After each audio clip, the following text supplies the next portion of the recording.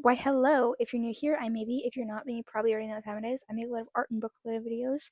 And today I'm back with an interesting new type of video. I'm here with a video that is kind of a character analysis. But this is all completely related to discourse I've been seeing on my Twitter, like timeline, and on a little bit on TikTok. And I saw these things and I was like, and people were complaining. And in my mind, I put two and two together back in 2020. Why is everyone saying this stuff now? And there's been a lot of people having their 2 cents on this character. So I thought, you know what? I'll give you my 2 cents on this character. Um, and what I truly think the creators of the show think about this character. Because everyone's like, why don't the creators, include her more and do more with her character?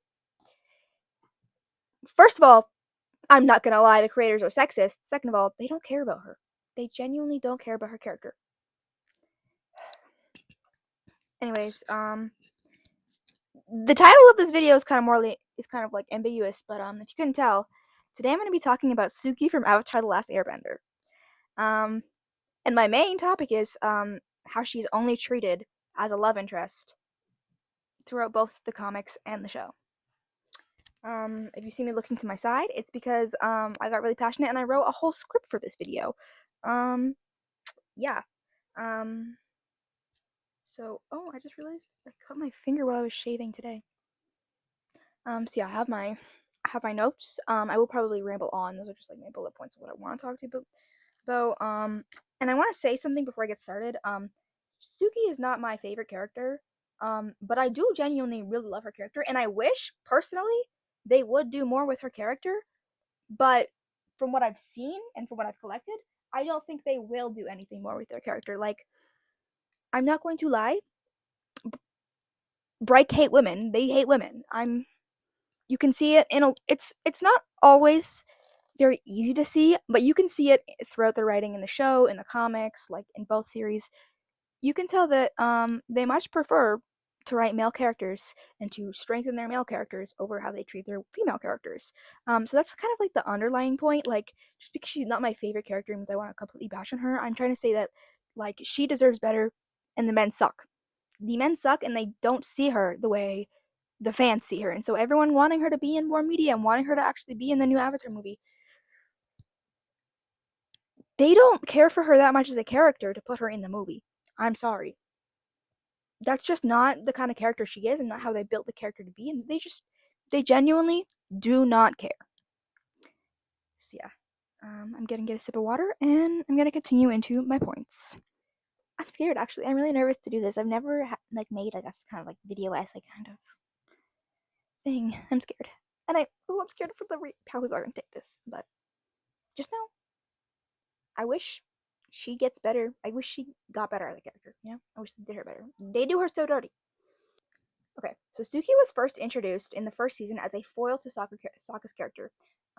She was a war orphan, or it's not necessarily confirmed she's a war orphan, but she, just like Sokka, has no current parental figure in her life. She's a hyper feminine warrior who protects her whole tribe with her sisters. Notice how Sokka is missing parental figures and is one of the only men protecting his whole tribe. Okay. But she was mainly introduced into the first season and as a character specifically so she could literally and figuratively beat the sexism out of Sokka so he would no longer be this sexist character, because if you were gonna have him interact with his sister and multiple other women on the show, he couldn't be a sexist douche. Especially if you were gonna use this show to like try to promote things to, actual children. You can't promote a show where the main character is a sexist asshole. He has to be kind of like a good person. No offense, like. So she literally beats some sense into him and is like, "You cannot be sexist," and he's like, "You know what? Sexism is bad, you guys." That's fine. But that was essentially the only reason she was first introduced.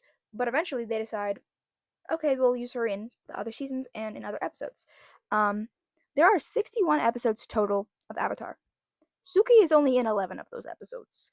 And that is barely. Um, she's very briefly mentioned, briefly and like a lot of these episodes, she's just very briefly like makes a cameo, especially towards in the Susan Comet episode, in Appa's Lost Days. Like she is not a prevalent character. She's just a person in a cutscene, you know. So she is not a main character like everyone tries to insist she is. She is a side character. Azula gets more screen time than her. Hell, I'm pretty sure Ty Lee has more screen time than her. Like,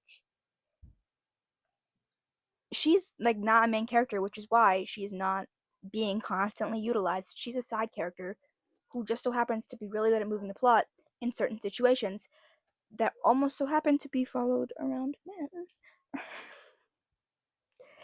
um, yeah, and also thing that bothers me, she's often put in the same outfit multiple times in the show and in the comics. They just reuse several.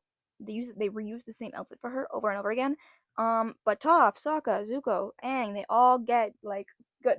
They all get nice new outfits like every comic. You know, it's like why is Suki in that same red outfit 4 separate times?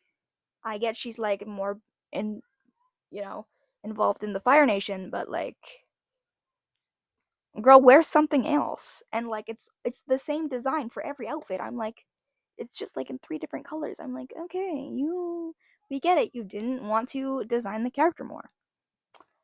Her character is almost entirely revolves around men, whether it's Sokka or when it comes to the comics, Zuko. In the show, in the first season, again, she's used almost entirely to support and push forward Sokka's character. And the only time when she's not, helping or supporting him and pushing him forward, is when decides when she sees Appa, in Appa's Lost Days when he's lost. Yeah, when she finds Appa, she helps nurse him back to health.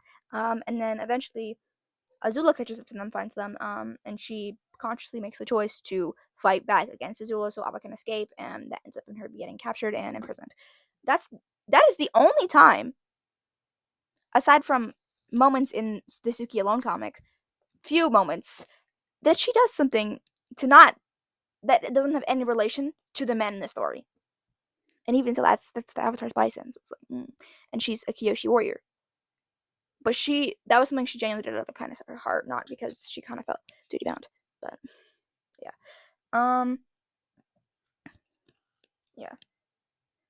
And then, of course, she gets mentioned in season 3 in the Day of Black Sun episode.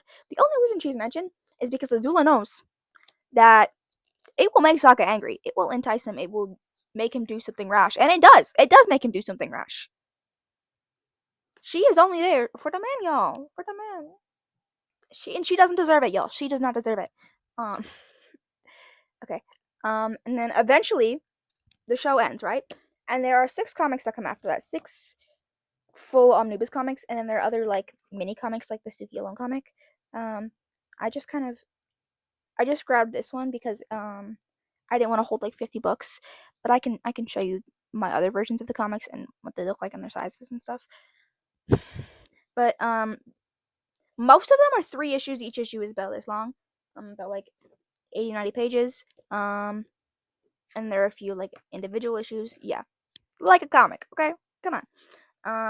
When we get to the comics, you'd think, oh my gosh, the war is over. Sokka and Suki are gonna be boyfriend girlfriend, travel the world, do crazy stuff. No, the Kyoshi warriors become personal bodyguards for Zuko.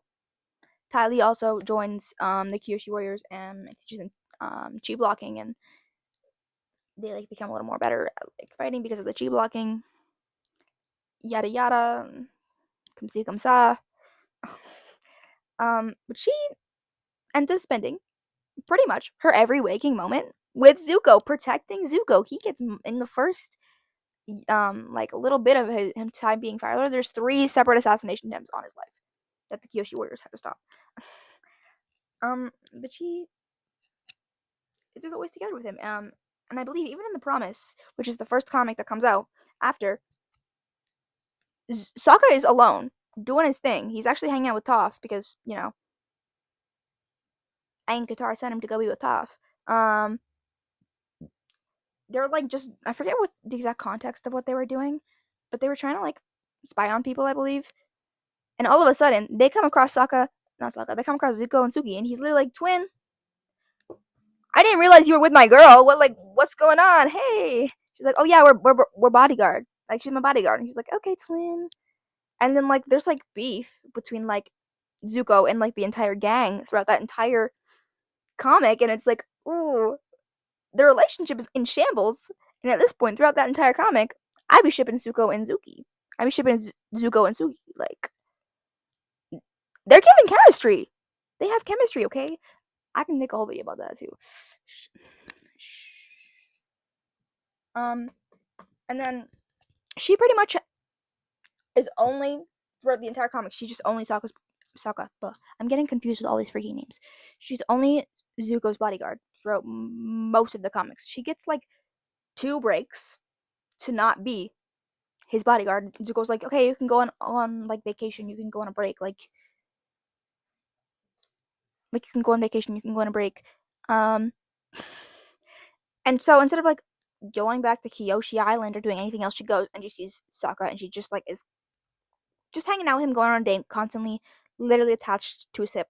Which I mean, they are dating, but it's like let her do her own things as well sometimes. Like she can be her own character and serve other differences. Um, and even she is given a little bit of development, like even in the Imbalance comic, we kind of she's given this kind of development, and we can kind of she's given this development, and we can kind of put like see that like her character has a very strong potential to become one of the early police forces in Republic City. Like she, because of her like fighting abilities, she helps take down a lot of like the bad guys and is helping, enforce the rules and stuff. Like it would make a lot more sense if Suki became a police officer instead of Toph. Like, what is with this writing? She is never once mentioned in The Legend of Korra. We see her one time, and that is in an illustration in the opening credits, um, depicting the whole gang. And I believe that illustration is depicting the end of the 100-Year War, because that's the context of what's happening in the opening credit sequence. Like long ago, they defeated the 100-Year War. That's literally the only time we ever see her. And then she's like, aside from the comics, she's in one of the legacy books where she's like briefly sketched. She's got one brief illustration in the legend book, which is like the Legend of Aang. It's just kind of like, I'll show you. It's called Legacy. There's 3 of them. There's also Legacy of the Fire Nation, which is like a bunch of like letters and information between Uncle Iroh and Zuko. But Aang is pretty much mostly like about Aang and his life and his kids and everything. Um, there's also one about Korra, but I just do not have that one yet because I'm poor. But yeah, well, every other character mentioned multiple times, doing multiple things, original comics, blah blah blah. She is very briefly in the background with other Kyoshi warriors. Like that, because that's her being so involved and being such a main character. Yeah, she's not a member of the gang like everyone is trying to claim. Like this is a side character. Like she is not. Again, Azula has more content than her. Azula has more development than her. She is not this main character, so I get if she's your favorite character, you're upset that they're not. She's not in everything, but she's not a main character, and she's not a character that they often enjoy to utilize or do utilize. So maybe your expectations of her being in certain things, they should be lowered. Unfortunately, like they've never been too high for me because I have realized all of these things. The only time she gets her own like storyline and is written without being related to men or Sokka or just anything, is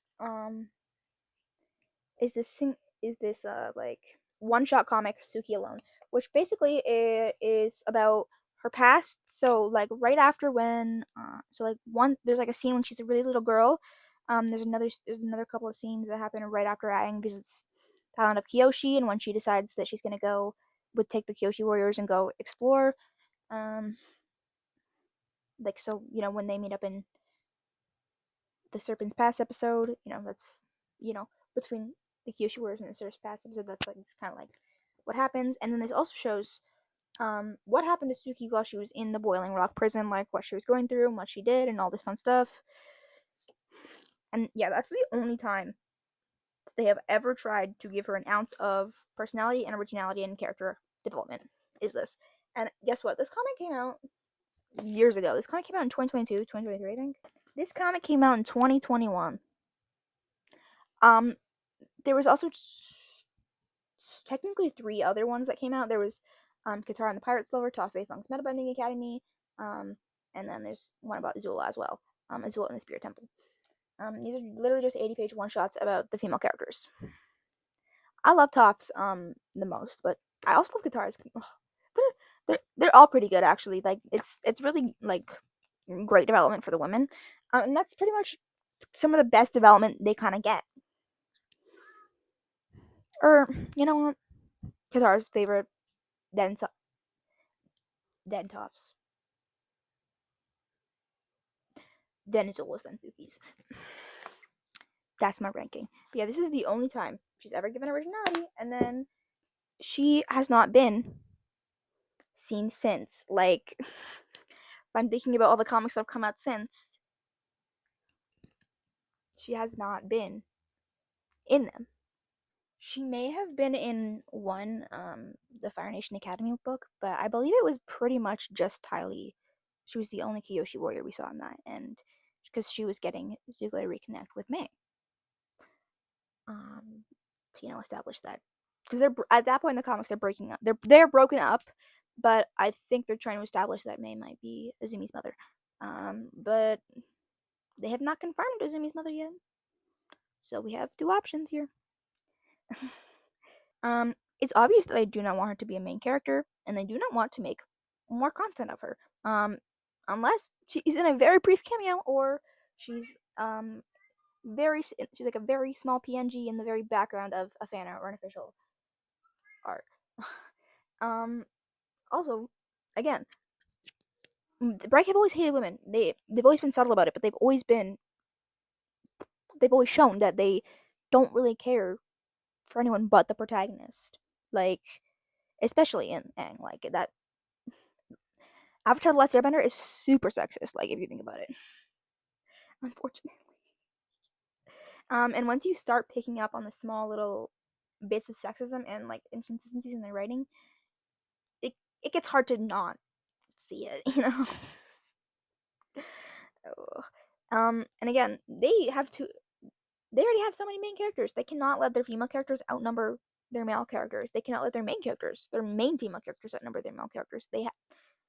It has to be a more male prevalent led show. Like they could only have two main female characters. Kind of through with Azula. It's like in the season 2 and 3. Like it was they did not want more they did not want the women to be more prevalent and have more tension than the men, which is so funny because the women are better benders.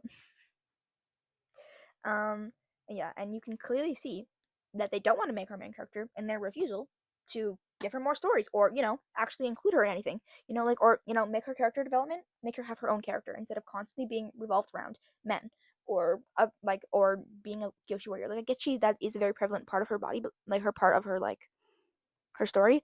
But what does she do after that? What's her future? Is she literally just a Kyoshi warrior for the rest of her life? Does she become a teacher for younger children? Like, they don't want to give us that story because they don't care. They genuinely do not care. And it aggravates me so bad. There have been multiple points in my life when I've hyperfixated over Avatar, and I go, what if I just make a really heavily worded email and I send it to the creators of Avatar? Just because, like, just to get my feelings out. Like, how can you, like, why are you doing this, y'all? Why are you doing this, twin? Okay. So, again, to drive back to my point that, it all leads to the creators being sexist motherfuckers. Here are a few other ways that they have been sexist throughout both series and comics. First of all, the entirety of Adult Toph's character, making her a horrible mom and making her a cop. Like, there are a few moments where I can be like, yeah, she's a cop because think about, like, you think about Aang. He his form of justice is not the same form of justice that Toph would enact. You see, like every time there was a bender problem, Aang would just take their bending away. Toph would have killed them. Toph would have killed them to deal with them. And again, Yukon was a really big problem for her.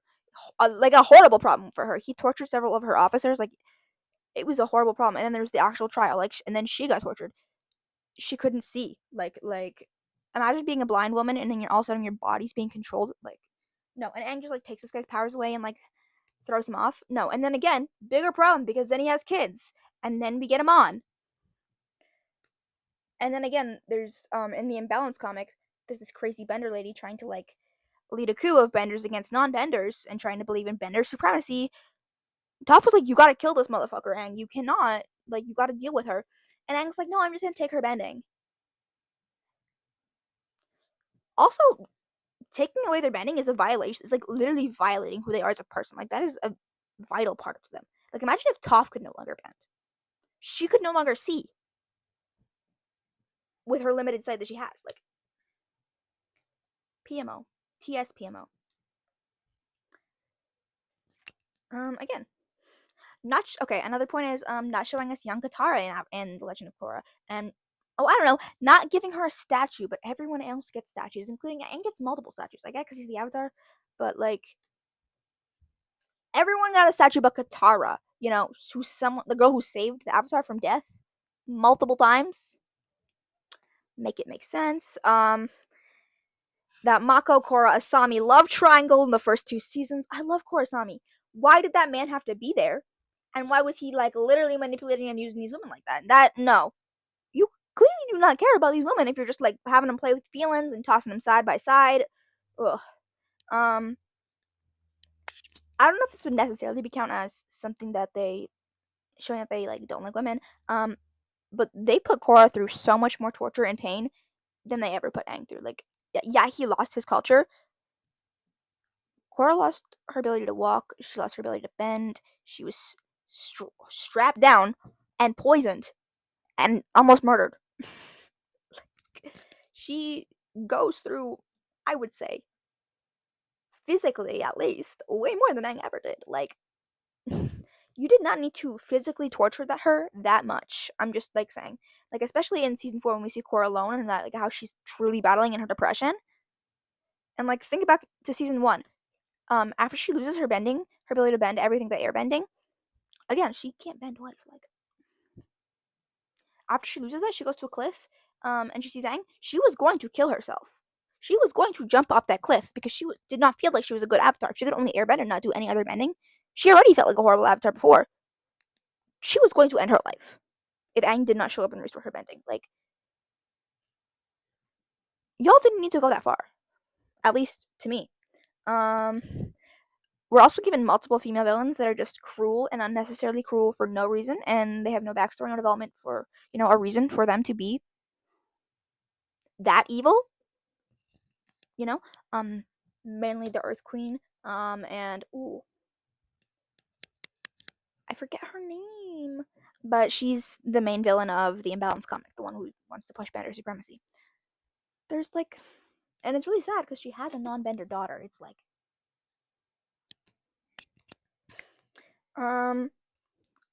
we could also talk about the way they killed off the female members of the Red Lotus, Pali and Minghua.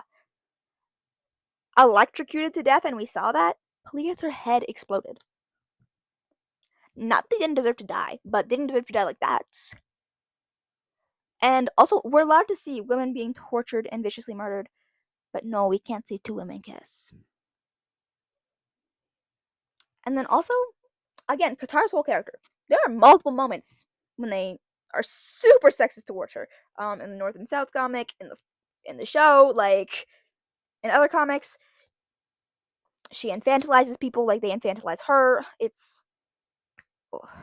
they even whitewash her sometimes, and it's just no. Like again, just once you have opened your eyes and you start using this new lens to like read and watch things that these people have created, you go, oh, so I get it. You like men more, okay? They stop writing women's stories if you're not gonna put your whole, bright gussy into them. So that was the end of my points. And I think that is the end of what I'm gonna say because it was a lot. But yeah, again, while she may not be my favorite character, that had a lot to do with the fact that she's not the best written. I think she deserves better writing. I think she deserves better writers. I think she deserves so much more. Um, I think she deserves to be her own person. And I think about this a lot with a lot of female characters who are treated mainly as love interests. Oh, like Barbara Gordon. I could make a whole video on that and how she's specifically used a lot, most of the time, to just move forward Dick's character.